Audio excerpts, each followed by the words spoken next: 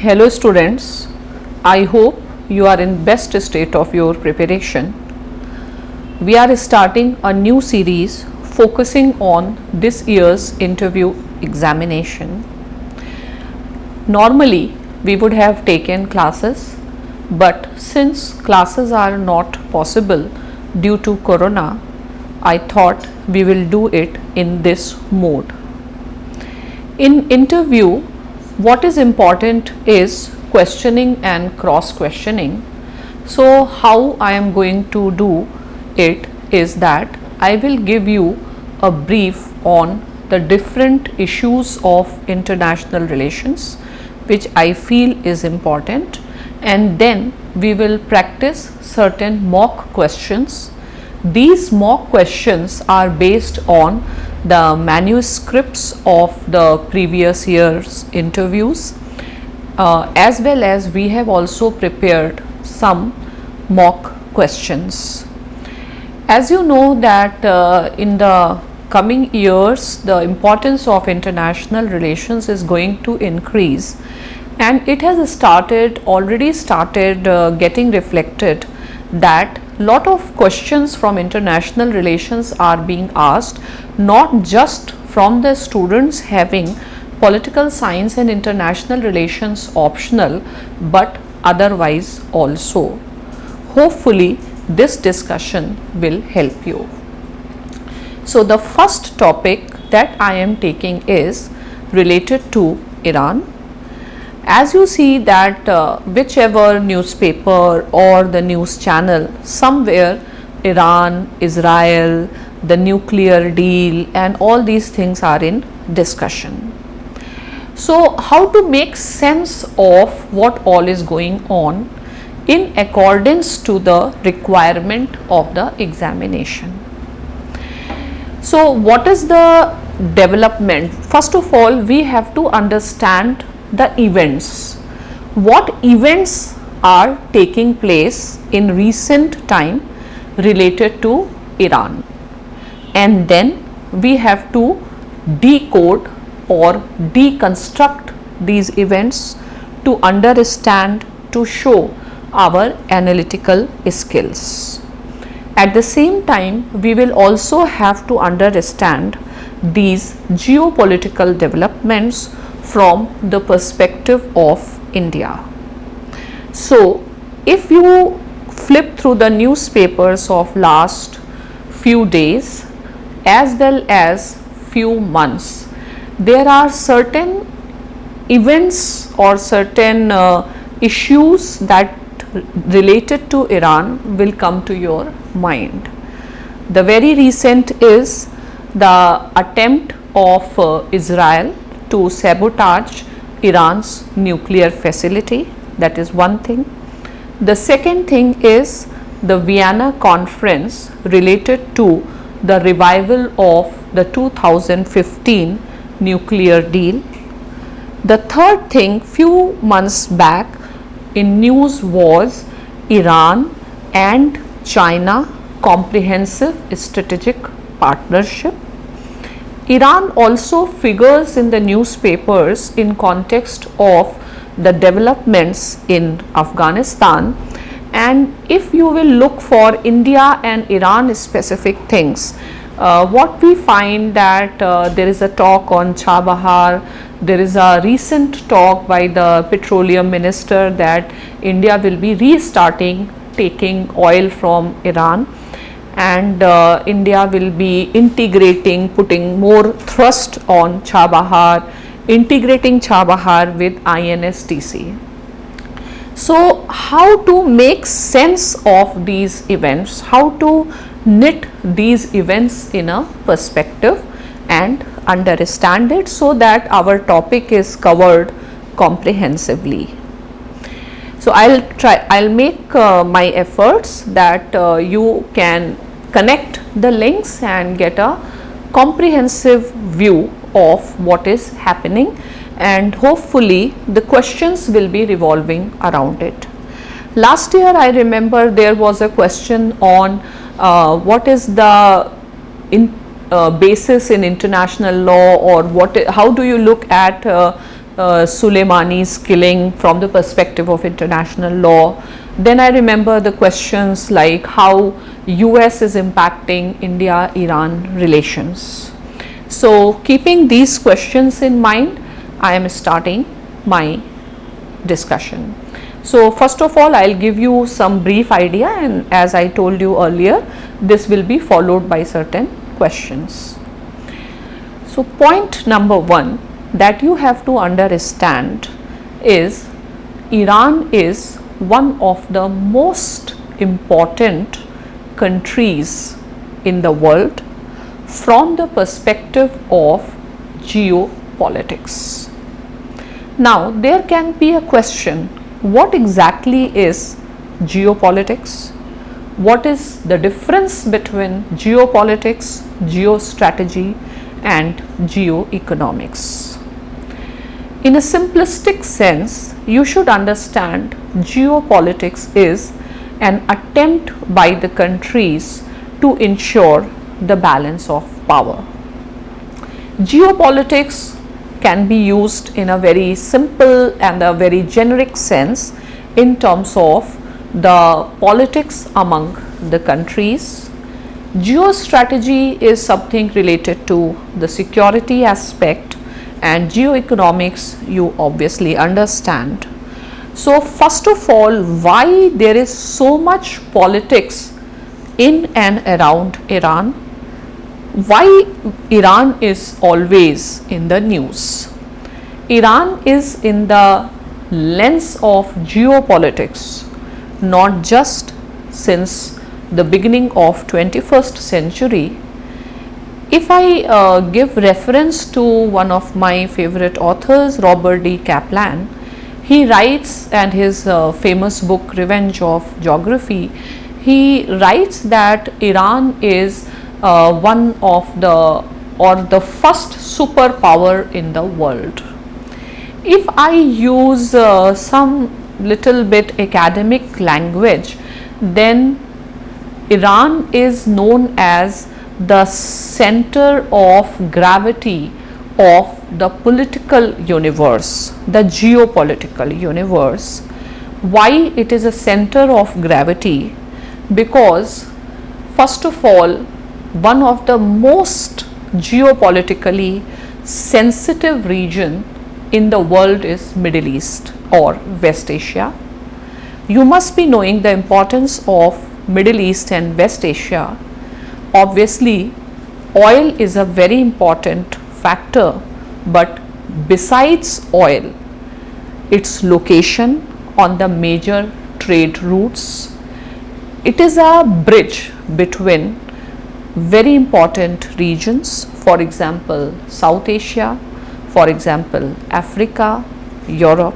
So obviously Middle East is the center of gravity of international politics, and Iran's strategic location is bound to make Iran one of the core countries, one of the most important countries from the perspective of international politics. So that is why what we see, the European Union is involved in Iran, US is involved in Iran, Russia is involved in Iran, China is involved in Iran. So it obviously means something very, very important from the perspective of international politics. So I can say that Iran's importance starts from where Iran is located. So Iran is located, first of all, it connects South Asia. Had there been no partition, Iran would have been our immediate neighbor. After that, we can say it connects with Central Asian states. You understand the importance of Central Asian states in international politics. What Mackinder said, he said that if you want anybody who will control the Central Asia will control the world.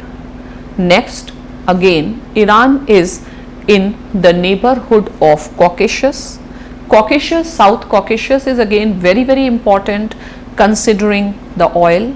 We see that Russia, US, Turkey, recently there has been a war between Armenia, Azerbaijan, so that again shows the importance. And if we see location of Iran, on one side is the Persian Gulf. So Persian Gulf not only important from the perspective of oil, but Persian Gulf is also very important from the perspective of global trade, and the proximity with another very important sea, the Mediterranean Sea. Second, the Caspian Sea. Caspian Sea and Persian Gulf together, we can say, contain one of the largest amount of the oil and natural gas. Situated in the neighborhood of Central Asian states, Afghanistan, Pakistan, China, like there is no end to which we can explain the importance of Iran from the angle of geopolitics. If we do not go quite back in the history, and if we start from the modern times, especially the politics after Second World War. How do you define the politics after Second World War?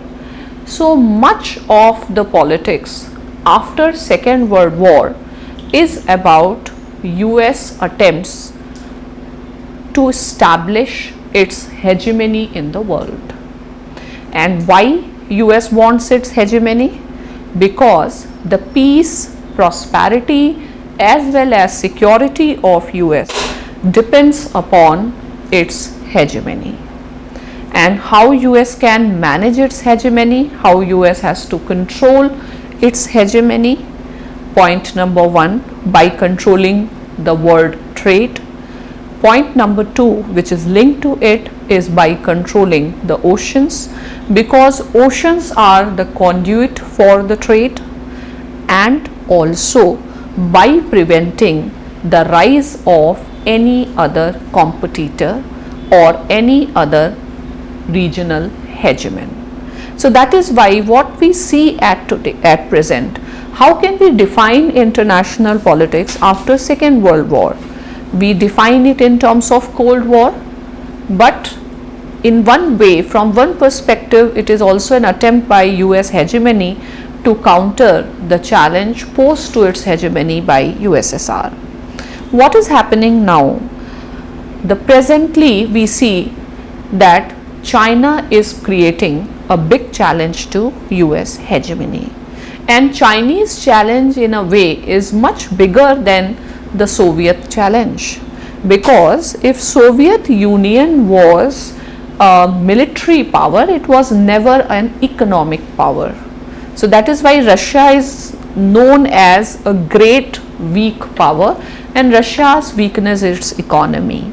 That is not the case with China, and China has a very strong economic credential which USA didn't, which Russia didn't have. And that is why there are many scholars who have always put an alarm, including Mearsheimer, that US should not take Chinese challenge lightly. Similarly, we can say, if you scan USA's policy towards Iran, we can definitely say that US has actually not taken Iran very, very lightly. Rather, US has always declared Iran to be a country of or has always taken Iran much seriously, and somehow US has been involved in this particular region. And if I suppose Carter doctrine, you must be knowing about Carter doctrine, Jimmy Carter, and Jimmy Carter said that especially after Iran's Islamic revolution, Jimmy Carter has said that Middle East is USA's core national interest. So let's go back to the context in which the politics related to Iran evolves, and this is the basic structure and this is the basic context in which India has to navigate its policy with Iran. So if I go by this perspective that once US has left its policy of isolationism and US started playing an active role in international politics, the objective of US policy has been, point number one, to establish its hegemony, and for that it has to prevent the rise of other regional hegemons, and considering the importance of Middle East and the potential of Iran to emerge as the major power in Middle East, it was very natural for US to look towards Iran. Now, I have seen a question in the interview manuscripts, and this question has been repeatedly asked, that how US comes into picture in India and US relations. So again, India's relations with Iran, whether it is at present or before the Cold War or initially, we see somewhere US and Iran relations, their equations have shaped this relationship. To begin with, Iran was a US ally, but that time Iran was under a monarch, Mohammad Reza Shah Pahlavi. So what is the way that you counter your challenger? You can either go for engagement or you go for containment, and initially US followed the policy of engagement, and US had entered into a Baghdad pact not only with Iran but with other countries of the Middle East. Now under US patronage, the Reza Shah Pahlavi of Iran started the westernization and modernization, at times known as the White Revolution, in the history of Iran. Now these modernization attempts were not liked by the clerics in Iran. Iran was a democracy for a short time when the democratic government was formed in Iran. At that point of time, see, democracy means people, government elected on the basis of the choice of the people, and monarchy. You must be surprised that one of the long-term strategy of US foreign policy has been to promote democracy. Promoting democracy can be understood as US feels that if pro-US governments are in different countries, that it is easy to manage challenges to its hegemony, and sarcastically people also say that US want its puppet regimes in the name of democracy promotion, and US and Russia and China often call it as US attempts for regime changes. Now US has this theory, and one of the declared objective of US foreign policy is promotion of democracy, but as far as the Islamic world is concerned, the US policy is often called as Arab exceptionalism, though we do not include Iran as an Arab country, but if we just use it in a loose sense, so US policy has been in case of Middle East to support the monarchies, to support the dictators, to install the puppet regimes rather than supporting democracy, and till date US has not accepted the democracy of Iran. So democracy means government will be compelled to have a pro people policy, and the developing countries like Iran, India, which had the colonial past, one very obvious type of a political program these countries will adopt is going to be something socialistic in nature, and there comes the trouble. So when the democracy came in 50s in Iran, the government of Iran has nationalized its oil and gas, and from then onwards the problem and the friction between Iran and US had started. And actually if you see the present friction between US and Russia, so when Putin came to power and Putin nationalized oil and gas, and then the friction between the two had started. So nationalization of oil and gas basically means that you are taking away the opportunities of scramble from the MNCs of US and other Western countries. So US had organized a coup, and by which the democratic government of Iran was ousted and Reza Shah Pahlavi was again installed. So in Iran, first of all, the clerics, one group, second the people, they were against the Reza Shah Pahlavi, and finally all these things culminated into the 1979 revolution in Iran, often known as Green Revolution or Islamic Revolution, and after which the Shah was ousted, or Shah had taken asylum in US, and a special type of a guided democracy coming to power in Iran. So guided democracy means because Shah regime was ended by the combination of the democratic forces as well as the clerics. So a sort of a guided democracy came into picture, where the Ayatollah Khomeini that time became the supreme leader, and otherwise a democratic government was also installed. So the democratic government of Iran is not completely free. Fine. So something similar to Myanmar, but the difference is in Myanmar it is under the guidance of, it has been under the guidance of military, but in Iran it has been under the guidance of the supreme clerics.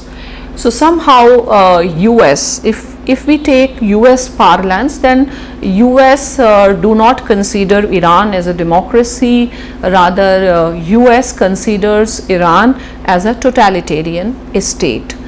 Anyway, from then onwards what we see that US and Iran tensions have been consistently on the upward trends. See, when Iran is actually a Shia state, otherwise in the Middle East majority countries, they are the Sunni countries, and in Iran there, and if you look into the political arrangement, see the Gulf countries have been US allies, their security has been dependent on US. So Iran, the Shia government of Iran, in order to establish its legitimacy and to prevent any sort of uprising, had to project itself, and to legitimize its Islamic revolution, it had to project itself as the protector of the, or as the leader of the Islamic world.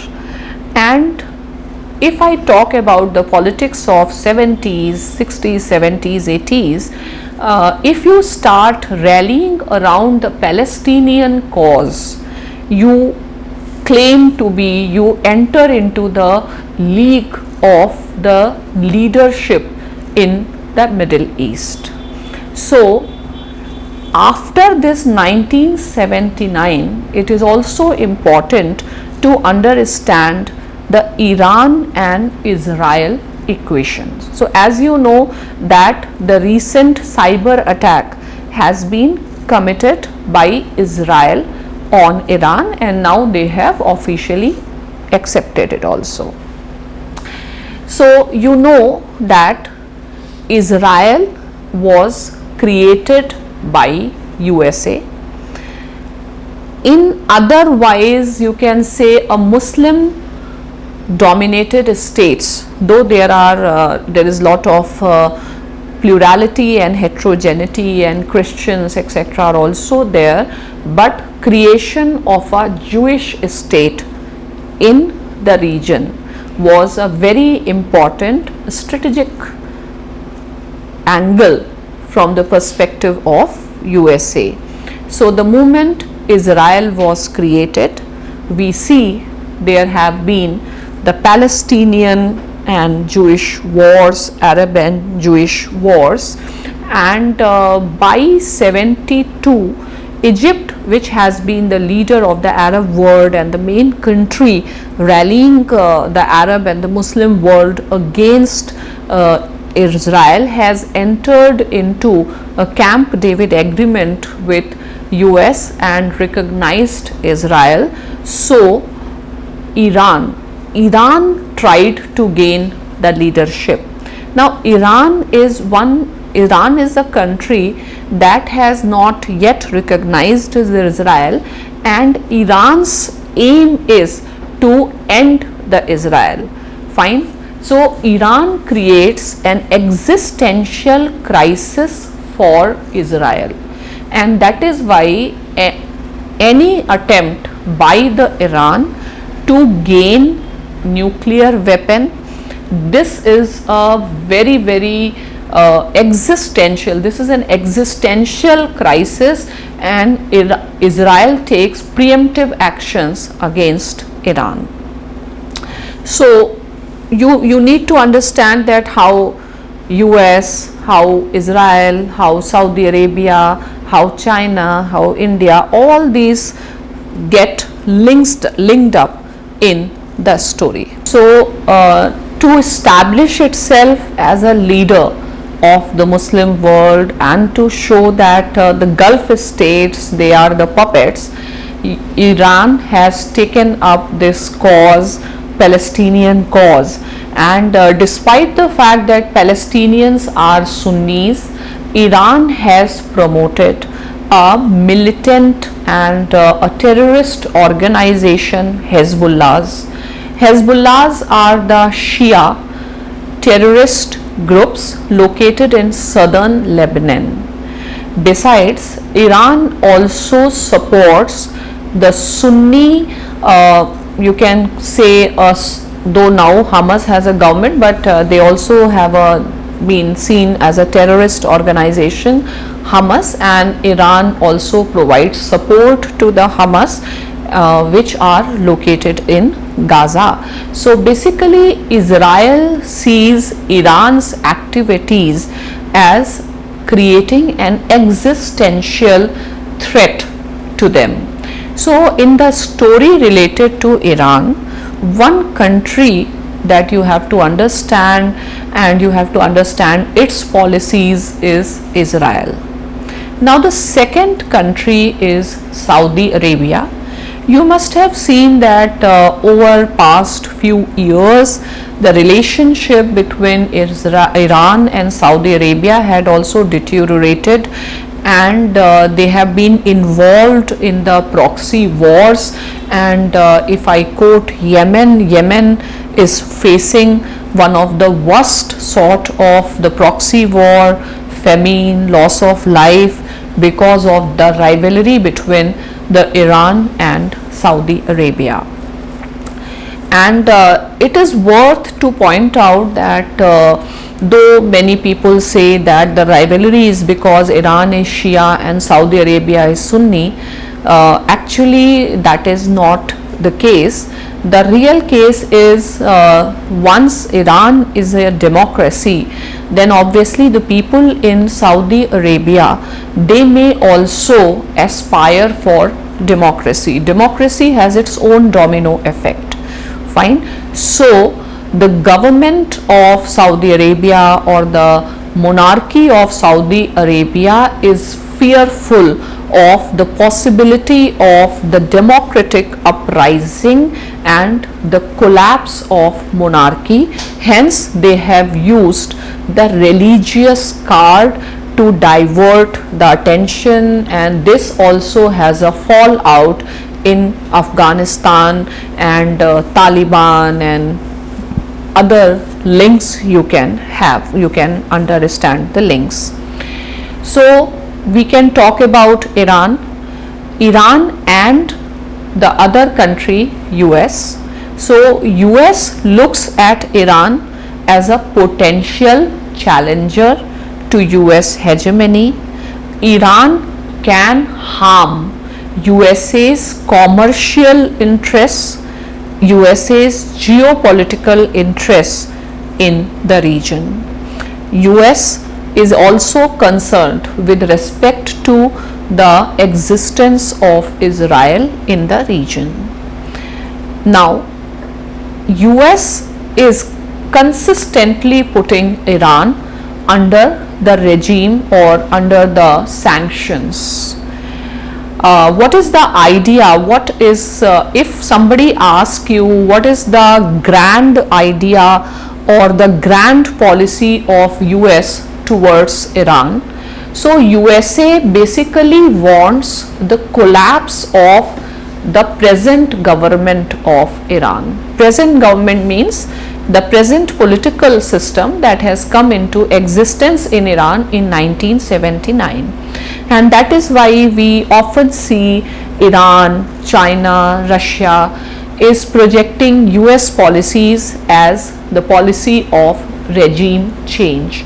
So US want regime change and US want its own puppet government installed in Iran. So US want the collapse. See, US doesn't want to be to get itself involved in another war with Iran, especially after the experiences of the two wars, the Iraq war and the Afghanistan war, and considering the rising China and USA's own internal domestic polarization and economic issues, US would not like to have another war with Iran.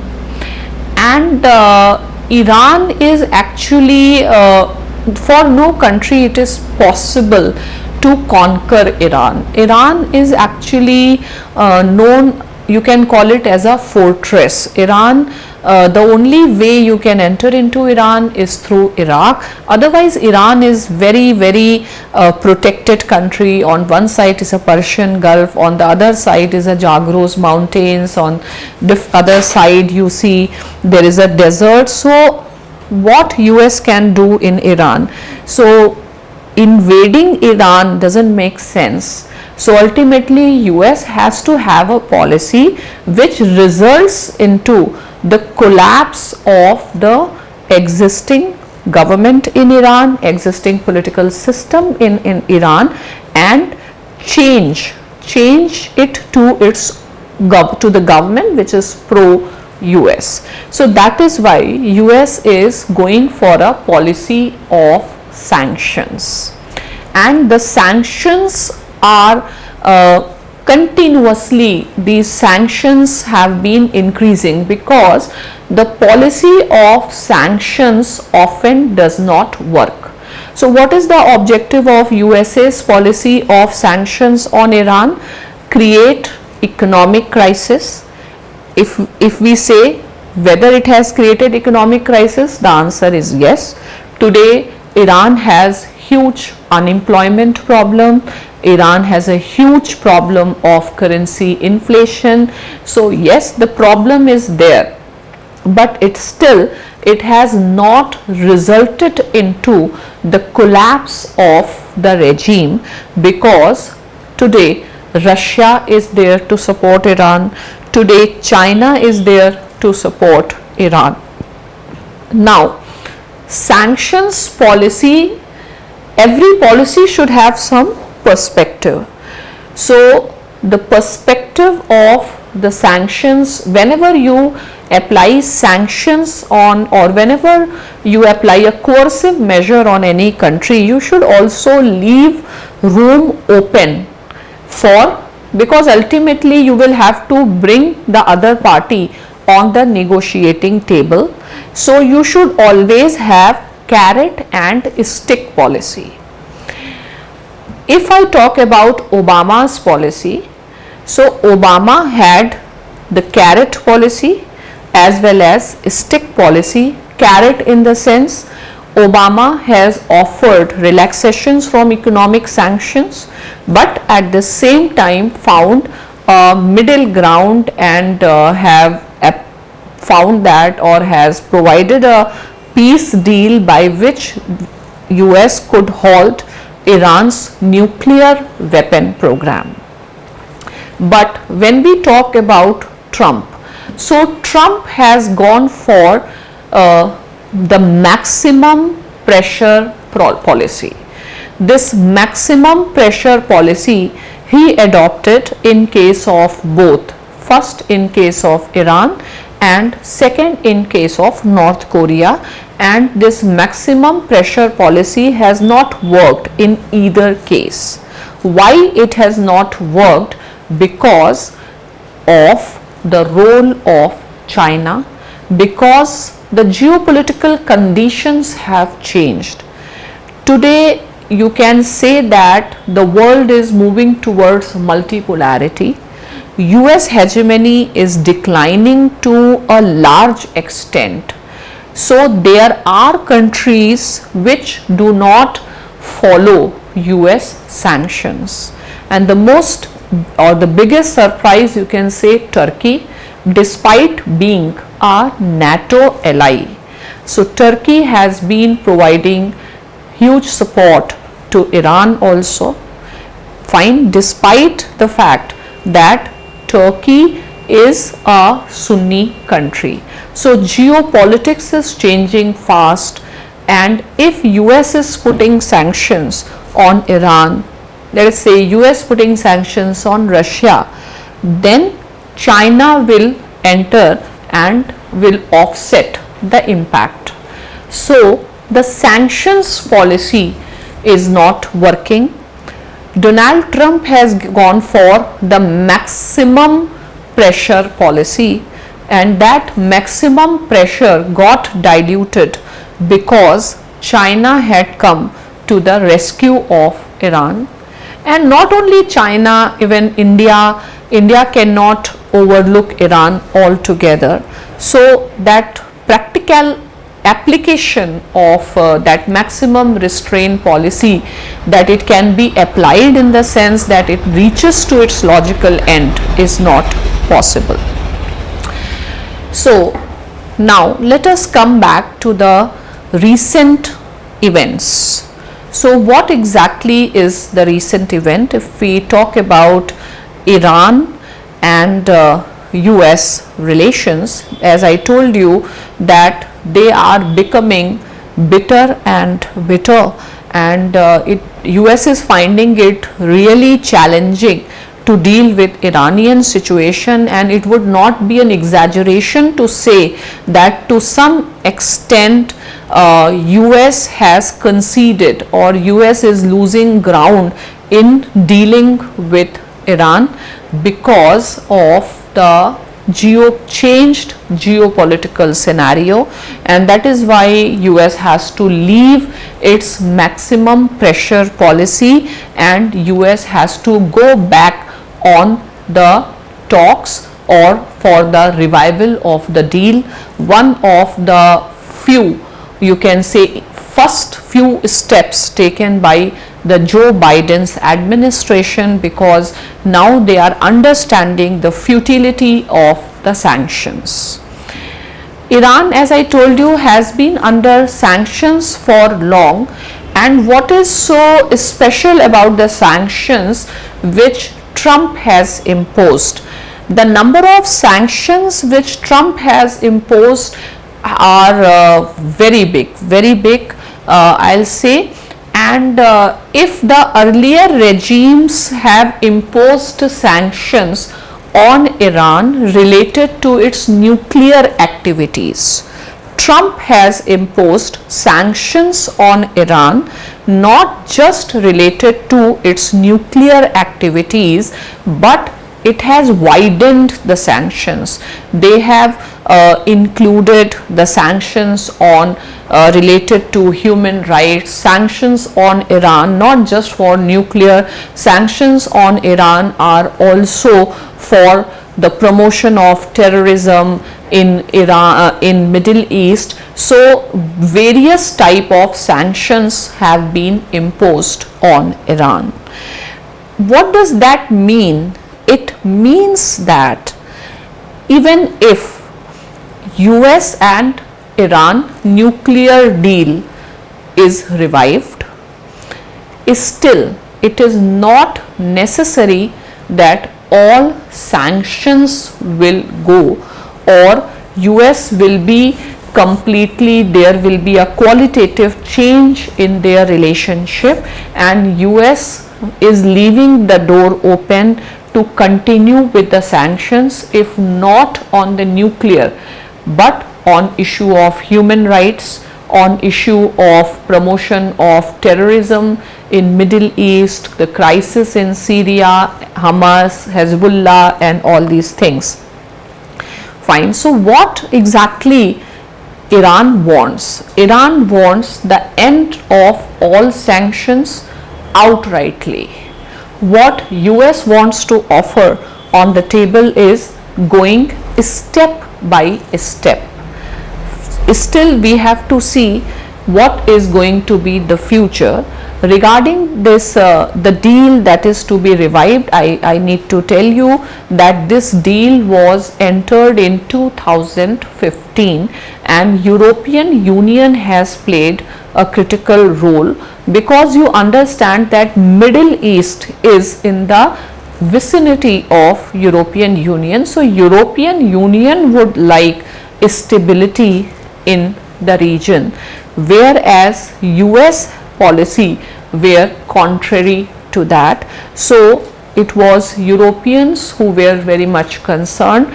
Presently also, if we see in 2018, Trump has come out of the deal, but other countries remained in the deal, and today the chairmanship of the Vienna conference is by European Union, and EU countries, Germany, France, Britain, they are playing the role in this, in bringing both to restart the talk and to renegotiate the deal.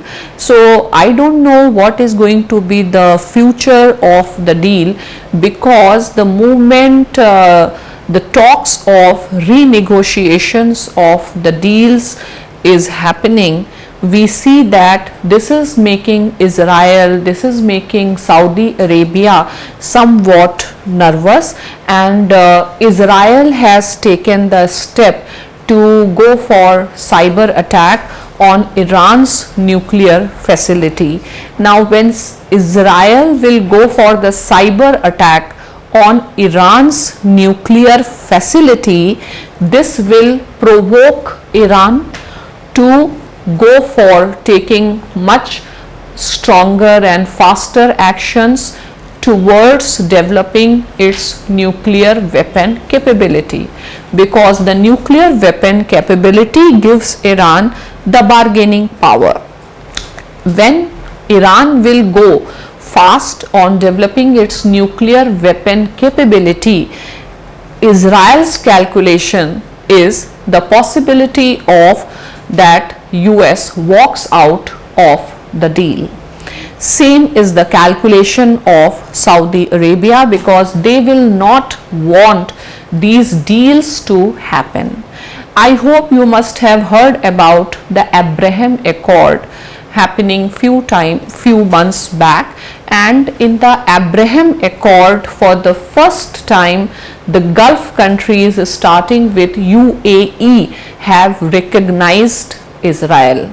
Up till now, among the countries of Middle East, only Egypt had recognized Israel in 1972 as a result of Camp David Accord, or 74, but that time Anwar Sadat was the president of Egypt, and he had to pay the price of signing the deal, and he was assassinated. After that, in 1990s, around 94, 96, I don't remember exactly the year, when Jordan became the second country to enter into a deal and recognize Israel. So since then, in 2020, as a result of Abraham Accord, for the first time, Gulf countries, UAE, Oman, they have recognized Israel. So because these countries, they have visualized the possibility of Trump going out of power, Joe Biden coming to power, and they knew that at present it is not possible for US to sustain the maximum pressure policy, because that is not yielding anything. So it is very essential that the two enemies of Iran, they mend their relations, and by default both the two are allies of USA. They can together put pressure on USA that US do not continue with the deal. Initially also, when the Trump administration came out of the deal, there was a huge pressure from Saudi Arabia as well as from Israel. So it's such a complicated situation. So first thing that you have to understand, what is this deal? The deal was in 2015, the countries in the deal, and what was the deal. You need not to know the details of it. The only thing is, in exchange that US will end the sanctions and Iran economy will get certain relief, Iran will put a halt. It was actually a temporary halt on its uranium enrichment program. So in exam they can ask you, what was the deal, what happened in the Vienna, what is the outcome. As such, there is no big clarity over what has happened in Vienna or what is the exact outcome, but it seems that the understanding has been reached between Iran and USA that they will have to go for negotiations. And since there is an understanding, we see Israel making an attempt to sabotage the nuclear capacity, because Israel does not want any such deal which gives Iran a possibility or capacity to develop its nuclear weapon capacity. From perspective of India, they can ask you, what is India's interest? Should there be a deal? Yes, because it will be easy for India to deal with or to protect its interest in Afghanistan, to protect its interest in terms of energy, if, and even in case of Kashmir, in case of Pakistan, if Iran and India is in good terms and if there is a relaxation in the sanctions. So actually you can also suggest that India should use its goods offices, because India has a good relations with US, India has also not bad relations with Iran, to bring the two countries on table. India should also show some sort of leadership. India should be doing some sort of bridge building exercise. So this is something related to the deal you should know, and they can ask you what is the future prospects, future is too complicated, because right now, because of Chinese support, Iran has a bigger bargaining power, and the US allies like Israel and Saudi Arabia, they are putting now maximum pressure on US to come out of deal, and domestic public opinion is also quite divided in USA. Now the second angle, or the second development which does have implication for India, is the recent 400 billion US dollar deal between Iran and China. So Iran and China have entered into the comprehensive strategic partnership, where it is comprehensive in the sense China will be making huge investment across the sectors in Iran, which includes the nuclear sector, which includes development of critical infrastructure. Iran is already a part of BRI. So this particular deal, when US is going for sanctions against Iran and China is going for a strategic partnership agreement with Iran, it is a situation where that maximum pressure policy is not going to work. So obviously US has to change its policy.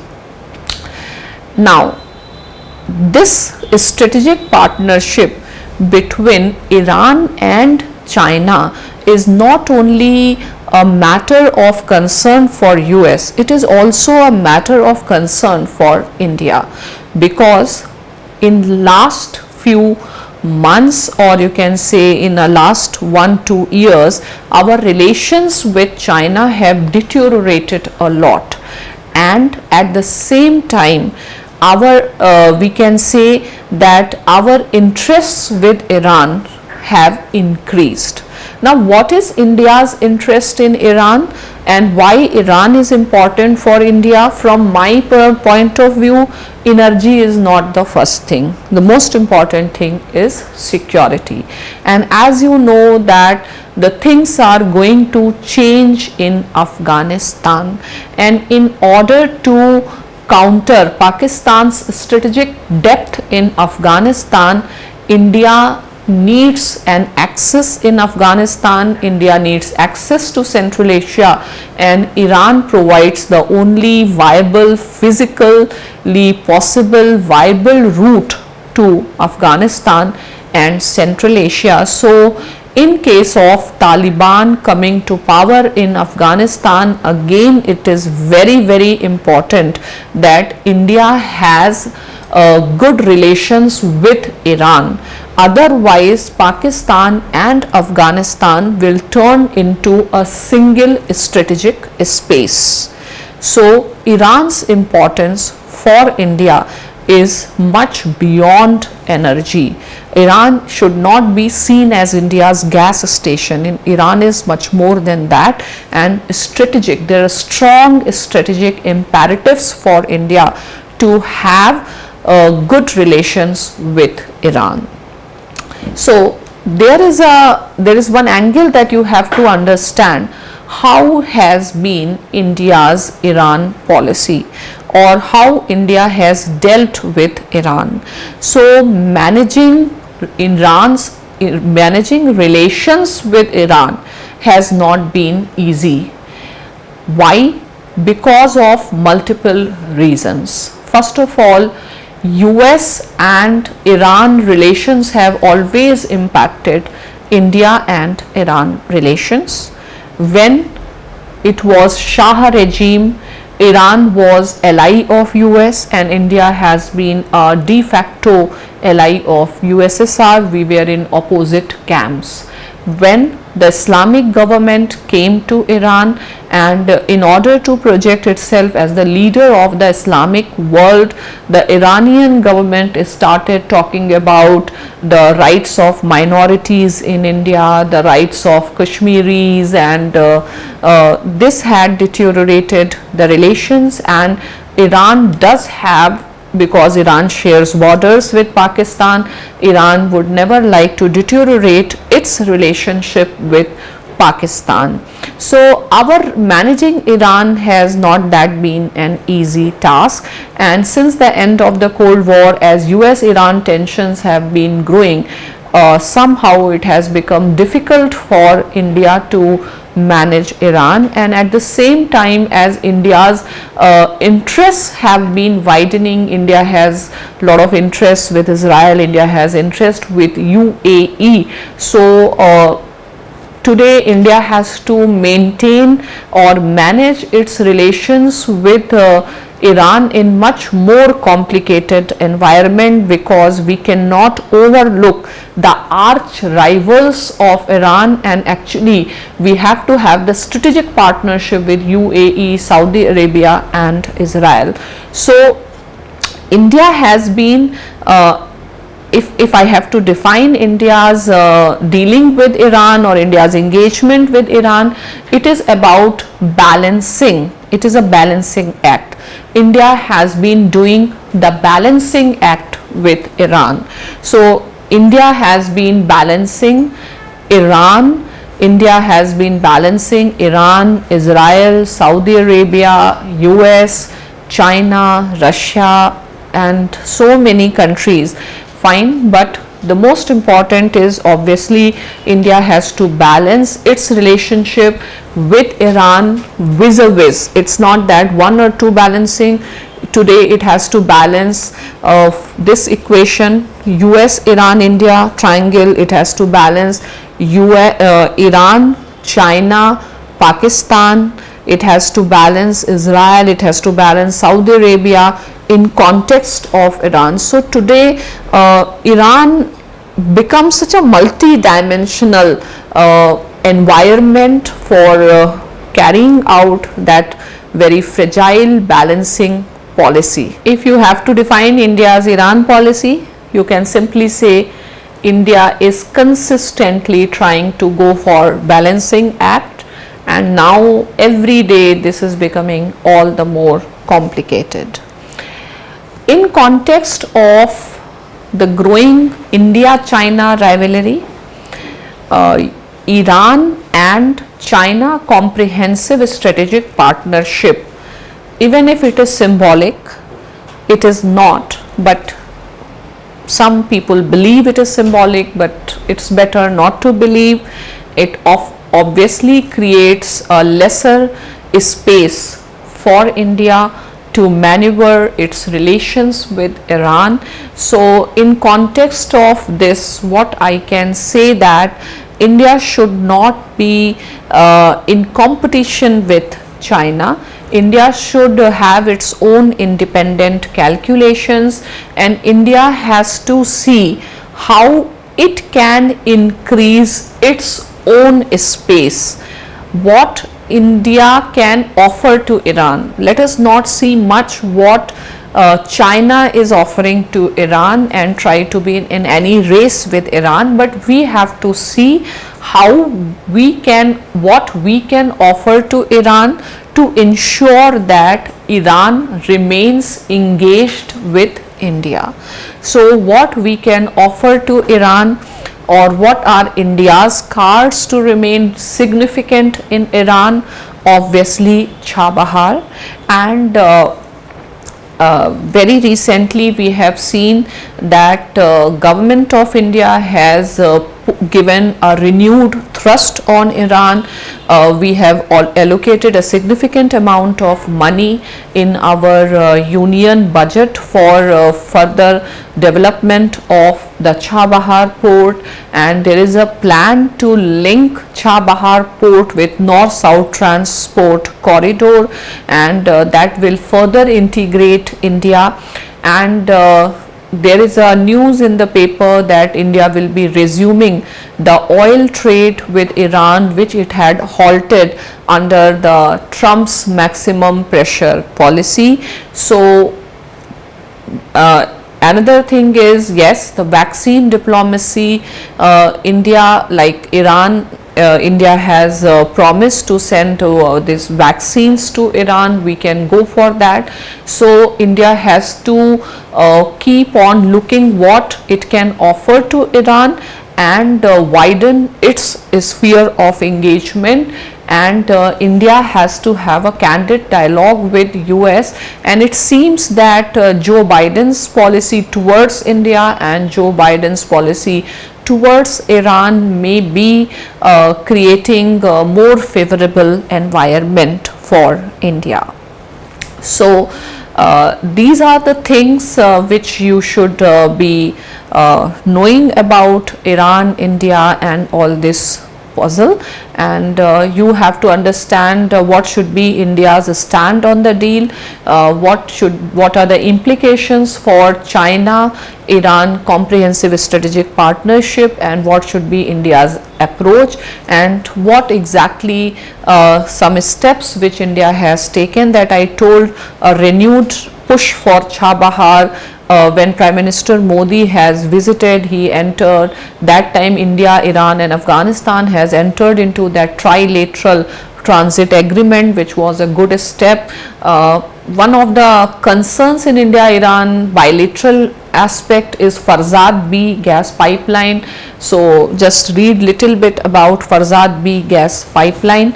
So I hope this discussion has covered some of the recent events, and I tried to knit them into a perspective, and it was helpful for you, and hopefully after this hopefully this will bring some clarity, and this discussion is, as I told you, is to be followed with a question and answer session, and the idea is to help you to frame approach to answer the Iran related questions, and most of the questions are either from the previous year interview manuscripts as well as some questions which I have framed.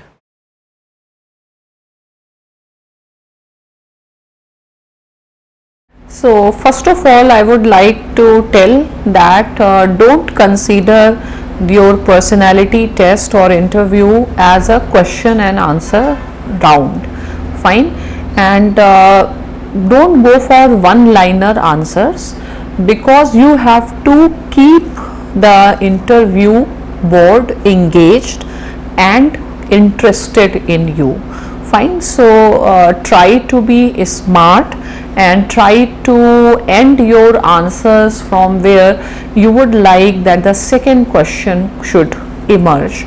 So this is the place where you should use your smartness and the skills. So suppose this particular question, tell us about India-Iran historical relations. So the simple answer is, our relations are there since the ancient time. We have the history of the cultural interaction between Iran and between India and Persia. You can give reference that India is proudly home for the largest number of Parsis in the world. We do have strong relations in the medieval time. Persian has been the second official language in the Mughal time as well as in many states, and then again India and Iran, they have entered into the partnership agreement after independence too. You can also talk about their partnership in non-aligned movement to year 2003 is very important when Iranian president has been the Republic Day guest, and there was a possibility of the development of the strategic relationship between Iran and New Delhi, which was a cause of concern for US. So this is the simple fact, but you can always discuss that India-Iran has a huge history of relationship across the domains and not just politics. There has been commerce, there has been a culture, there has been civilizational connects, and if you can remember, when Prime Minister Modi visited, he has inaugurated one book, Khalil Dimma, and Khalil Dimma is the translation of India's Panchatantra and Jataks in the Persian language. So these are the different things you can mention.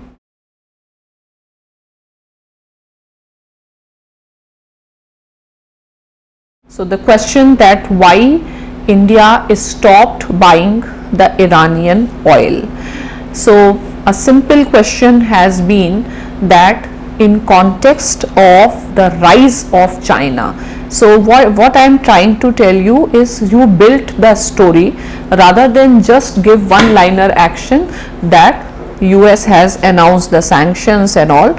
You can discuss the context so that you will be comfortable in China and US and these type of issues. So a question can re-emerge from that particular question. So rather than just going for one line answer, I will prefer that it has to be seen India is stopped buying oil from Iran has to be seen in the larger geopolitical context. The larger geopolitical context is that over last few years there is a growth in China's aggressive behavior. We can give reference to Doklam, we can give reference to Galwan clashes.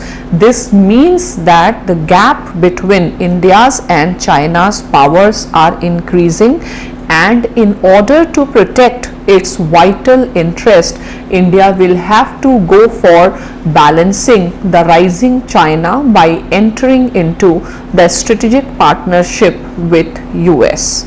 Hence, when US has imposed a policy of maximum restraint and US President Trump has come with the laws like CAATSA, obviously India had to go for first of all reducing and further stopping the oil deal or oil from Iran. You can say that oil from Iran was one such commodity that we are not completely dependent on oil for Iran. There are other sources also, like we can shift from Iran to Saudi Arabia. This also allows us an opportunity to develop a strategic partnership with Gulf countries. So it's up to us, like any challenge, any threat, any challenge can also be seen as a huge opportunity too. So in this context you can talk about, and maybe then the interviewer can ask you questions on Saudi Arabia, UAE.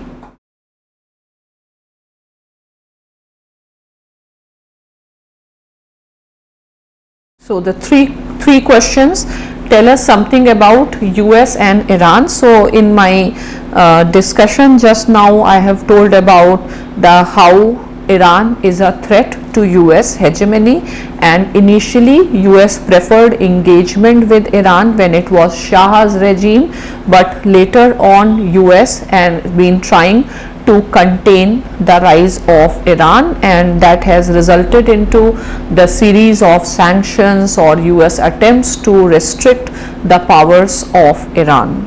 So this was the first thing. I think the entire discussion was based on it.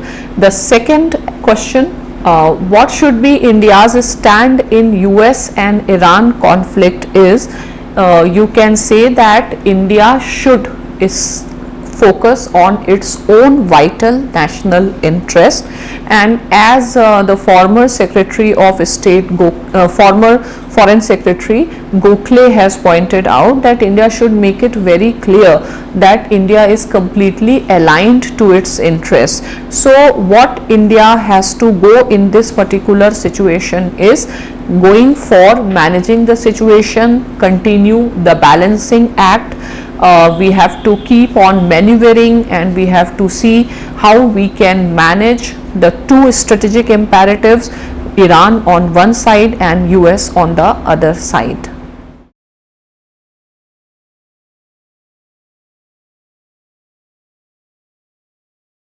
Yeah, as I told you in my discussion in the very beginning, that in the language of geopolitics, Iran is considered as the center of universe. The locational advantage, as I told you, Middle East as the heart of international politics, and Iran's centrality in the Middle East, Iran's location near Caspian Sea, near South Caucasus, near Central Asia, South Asia, Far East, as well as in Persian Gulf gives its advantage. Besides this, Iran's own topographical geography, Iran also has lot of topographical and geographical advantage. Iran was India's immediate neighbor till 1947, but after the creation of Pakistan, Iran has become India's extended neighbor. In a way, if I talk about maritime, yes, we still have a direct maritime.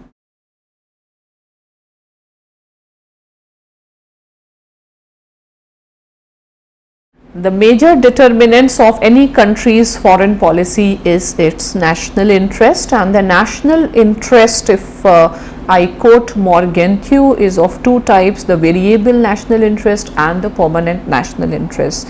The permanent national interest is always the territorial integrity, and in that context I will put forward the issue of Kashmir. Because of Pakistan and Iran's closeness, there is a concern about territorial integrity, there is a concern about the growth of radicalism in Kashmir.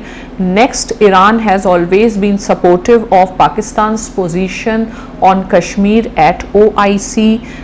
Besides this, obviously everyone knows about the energy security. India has second largest population of the Shia Muslims.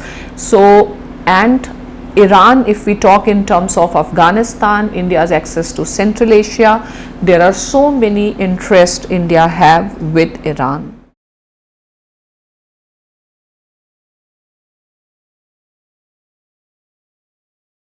India's relations with Iran in the conceptual framework of IR theory, I would like to put Kautilya here. So, Kautilya has mentioned that your neighbor is your natural enemy and neighbor's neighbor is your natural friend. So, from that perspective, India and Iran emerge to be the natural partners. Hence, it is very essential that India ensures that Iran does not enter into a complete lap of Pakistan, and Iran and Pakistan do not become a single strategic space. So, we can say that Indian geopolitical scholars, they have looked conceived international or interstate relations in terms of concept of mandals and mandals or concentric circles, and Iran comes into the second concentric circle.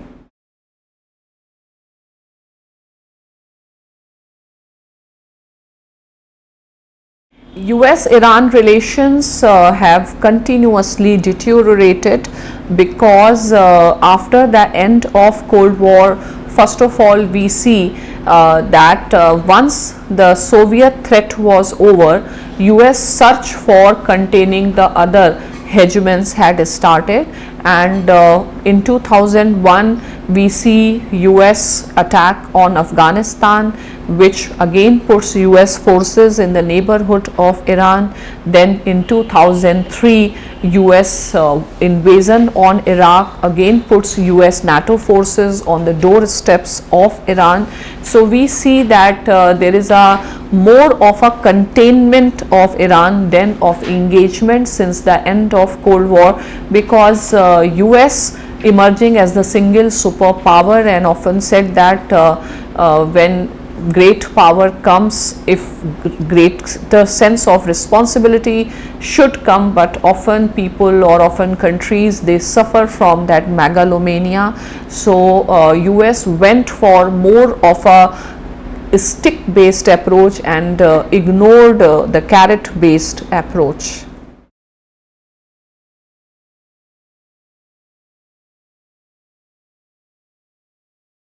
See, the foreign policies of any country reflect more of a continuity and the change. I will say that whether Obama or Trump both aimed at containment of Iran. Obama can be called as the soft face and Trump can be called as a hard face. So, Obama had focused on containment as well as engagement, but Trump has gone into the extreme with his maximum pressure policy and has focused more on containment. And now again Joe Biden is going to be more for containment as well as engagement.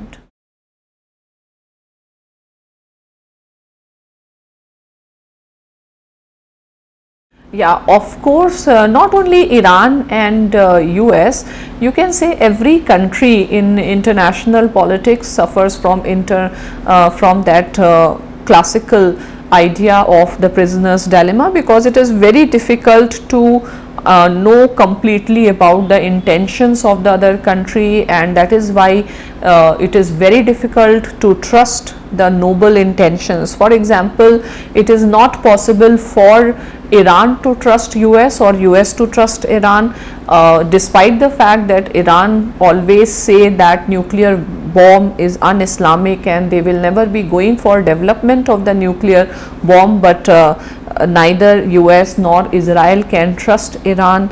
That puts them in a contentious situation. Similarly, Iran recently is putting this restriction that first of all US should remove all sanctions, only then it will halt its nuclear program. So yes, we can call it as a classical game of prisoner's dilemma. We have also seen at the time of Trump that the two countries have also been involved in a dangerous game of chicken stew, because both have gone for that maximum or extremist approach towards each other.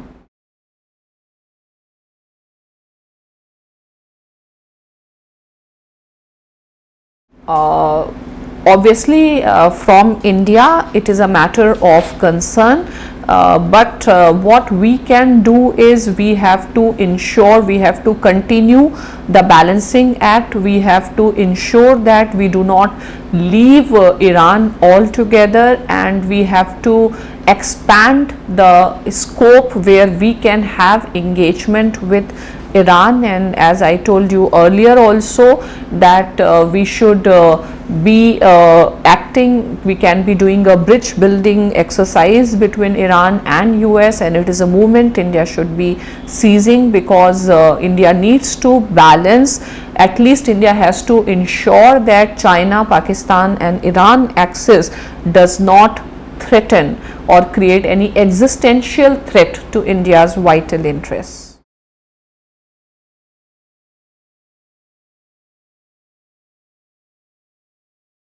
Fundamental shift I do not see as such, and I can say that there is more of a continuity than change in India-Iran relations, and all governments in New Delhi, they tried to have some sort of engagement with Iran because of the logic of Iran's geographical you can say geographical logic, or India's neighbor, Iran in India's extended neighborhood.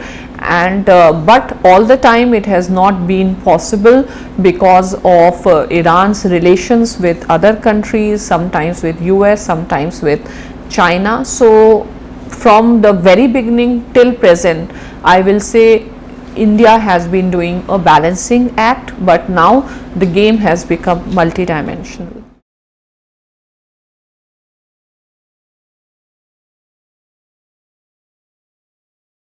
US relations with Iran is a biggest factor on which India's relations with Iran is determined. I'll say no, we should never have a monocausal approach.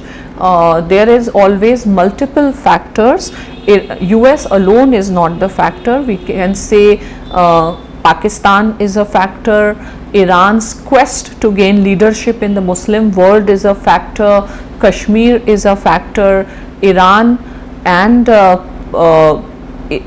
Iran's, see, in Gulf India has biggest diaspora, Iran's own activities in the region, Iran's policy towards Israel, Iran's policy towards Saudi Arabia, Iran's involvement in promoting Hamas, Hezbollah. There are many things, and we cannot say that there is only a single factor.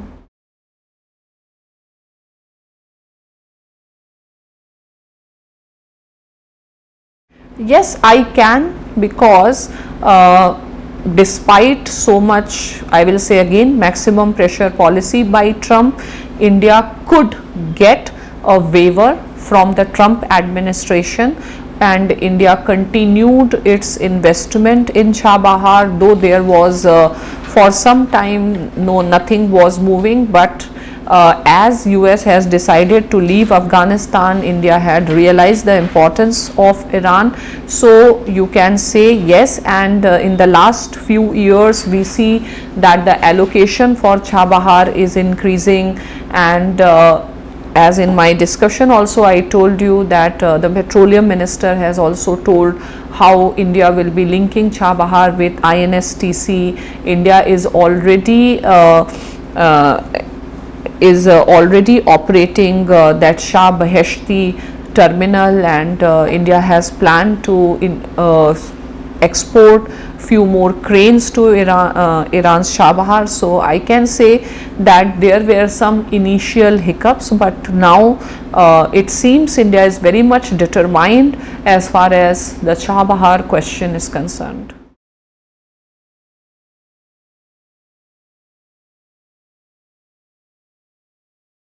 See, the objective, as I said, that it is primarily dominated by the European nations, and European nations would like peace in the region, because any instability in the Middle East directly impacts peace and stability in European Union. Iran would like that US should end the sanctions to the maximum extent possible. US would like that Iran does not create threats to Israel and Saudi Arabia. Israel and you can say Saudi Arabia, they are not directly participating, but their action seems that they don't want a deal at all, and they would like US to continue with that maximum pressure. At present, Russia and China, they are sort of ally of Iran, so they would also want that the sanctions against Iran ends, and that will help, actually that will strengthen the power of its friend as such.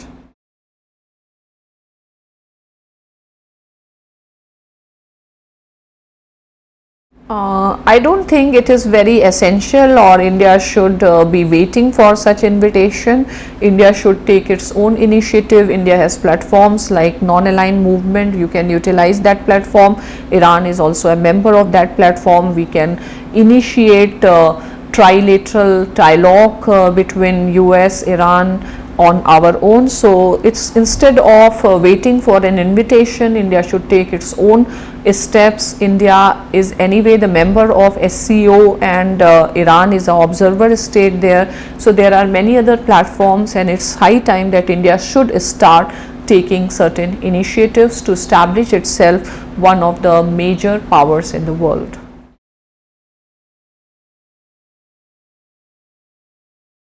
Going forward, first of all, India has to ensure that all our vital interest in context of Afghanistan, access to Central Asia, Kashmir, etc. are protected, and we remain engaged with Iran, and Iran should not form a sort of a axis with China, Pakistan, and even if I say Turkey. So India should ensure that we keep on increasing the areas where we can go for greater engagement with Iran, so that just because of oil there is no complete disruption in the relationship. We have to look for more and more grounds. So with this question we conclude our discussion, and I hope this discussion has helped you, and we will be having a live chat on YouTube on this particular topic to address further doubts of yours on this topic, and we will be coming up with few more topics which I think is important for this year. Thank you.